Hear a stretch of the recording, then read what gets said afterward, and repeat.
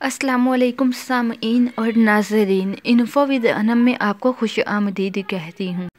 مزید ناول سننے کے لیے، خواب کی تعبیر جاننے کے لیے اور بہت ساری دوسری معلومات کے لیے چینل کو سبسکرائب کر کے بیل آئیکن کو دبا دیجیے تاکہ آپ کوئی بھی ویڈیو ہماری سب سے پہلے حاصل کر سکیں۔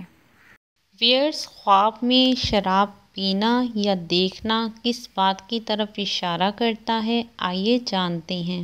اگر آپ خواب میں شراب دیکھتے ہیں یا پیتے ہیں تو اس کی تعبیر یہ ہوگی کہ آپ کو مال حرام ملے گا۔